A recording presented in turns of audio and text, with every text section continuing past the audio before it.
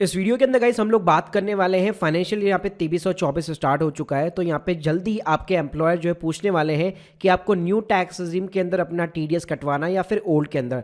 तो देखिए सीबीडीटी ने एक सर्कुलर निकाला है इसी के रिगार्डिंग। ये सर्कुलर क्या है ये चीज़ें मैं आपको बताने वाला हूँ। प्लस आपके लिए ओल्ड टैक्स रिजीम ज़्यादा बेटर रहेगी या फिर न्यू टैक्स रिजीम, ये आपको कैसे डिसाइड करना है, कैसे आपको एडवांस के अंदर अपना टीडीएस कैलकुलेट करना है, ये सारी जानकारी आपको मिलने वाली है इस वीडियो के थ्रू। तो गाइस पूरा वीडियो यहाँ पे जरूर देखिएगा। तो देखिए गाइस अगर मैं सीबीडीटी के सर्कुलर की बात करो तो उन्होंने यहाँ पे 2 पेज का एक सर्कुलर निकाला है। इसके अंदर क्या मेन पॉइंट से चलिए जानते हैं। तो इन्होंने साफ बोला हुआ है इसके अंदर कि फाइनेंशियल ईयर 23 और 24 जैसे आप लोगों को पता होगा बजट 2023 के अंदर न्यू टैक्स रिजीम यहाँ पे जो है अडॉप्ट की गई है। उसके अंदर न्यू टैक्स जो है रेट भी यहाँ पे लाई गई है।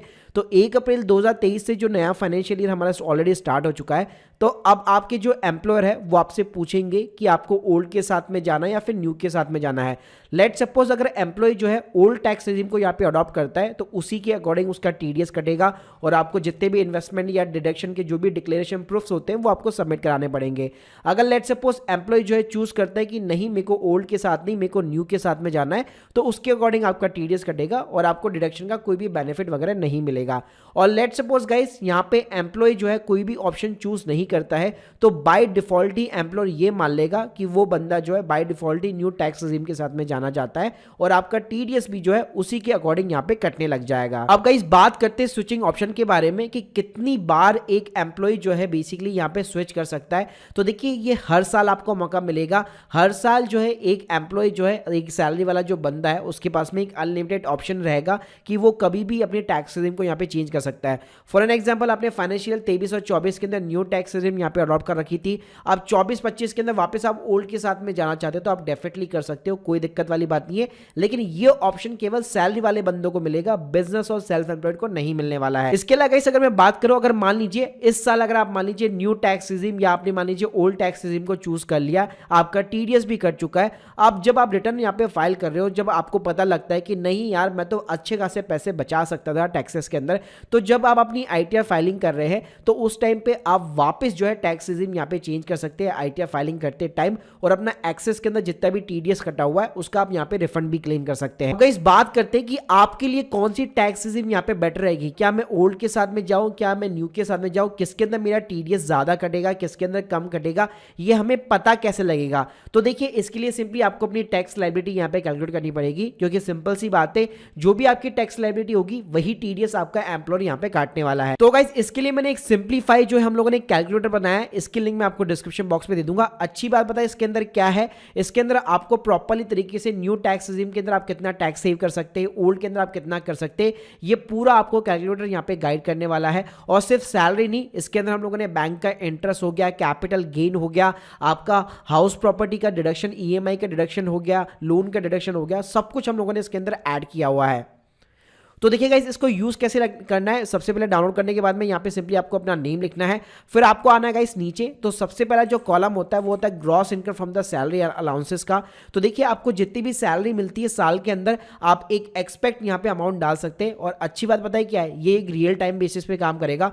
फॉर एन एग्जाम्पल अगर यहाँ पे मैं 8 लाख रुपीज डालता हूँ तो ये सीधा सीधा मुझे बता देगा अगर आपके पास में कोई भी डिडक्शन नहीं है तो न्यू टैक्स रिजीम के अंदर आपको कितना टैक्स पे करना है और ओल्ड के अंदर कितना करना है। और ये अपने आप ही डिडक्शन भी ले लेगा कि बाय डिफॉल्ट जो डिडक्शन मिलती है, स्टैंडर्ड डिडक्शन जो मिलती है वो भी यहाँ पे अपने आप ये कैलकुलेट कर लेगा। उसके बाद में गाइस लेट सपोज आपके पास में डिडक्शन अवेलेबल है। फॉर एन एग्जाम्पल अगर आपके पास में एचआरए की डिडक्शन अवेलेबल है तो यहाँ पे आप चूज कर सकते हैं आप मेट्रो में रहते हैं या फिर नॉन मेट्रो में रहते हैं।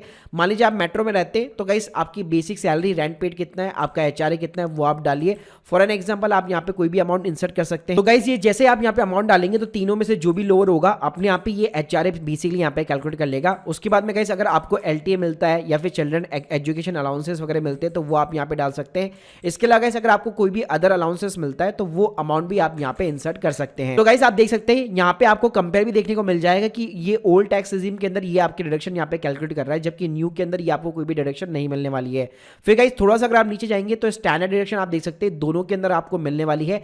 प्रोफेशनल टैक्स की बात करूं तो सिर्फ आपको ओल्ड के अंदर मिलता है, तो आपका अगर प्रोफेशनल टैक्स कटा हुआ है तो आप वो डाल सकते हैं। उसके बाद में गाइस नीचे जाएंगे तो यहाँ पे आपका बैंक का सेविंग इंटरेस्ट और आपका एफडी का इंटरेस्ट वगैरह यहाँ पे सारी चीजें आती है। तो जितना भी आपका इंटरेस्ट आप जो भी एक्सपेक्ट कर सकते हैं 22-23 के अंदर, वो आप एक अप्रोक्स अमाउंट यहाँ पे डाल सकते हैं। इसके अलावा गाइस इसके अंदर एनएससी और पेंशन की इनकम भी हम लोगों ने यहाँ पे ऐड की हुई है। फिर गाइस थोड़ा सा अगर आप नीचे जाएंगे, अगर आपने एक होम लोन ले रखा है, अगर आप सेल्फ ऑक्यूपाइड प्रॉपर्टी आपकी, उसके ऊपर आपको 2 लाख रुपए तक का डिडक्शन मिल जाता है। तो जितना भी आप ईएमआई के रूप में इंटरेस्ट का यहाँ पे पेमेंट कर रहे हैं वो आप यहाँ पे अवेल कर सकते हैं। उसके बाद में गाइस सेम हमने यहाँ पे लेट आउट प्रॉपर्टी के लिए भी कॉलम दे रखा है, तो उसके अंदर भी अगर आपकी लेट आउट प्रॉपर्टी उसके ऊपर होम लोन चल रहा है तो वो अमाउंट भी आप यहाँ पे कंसीडर कर सकते हैं। इसके अलावा गाइस नीचे जाएंगे तो आजकल हर कोई म्यूचुअल फंड और स्टॉक मार्केट के अंदर निवेश करता है।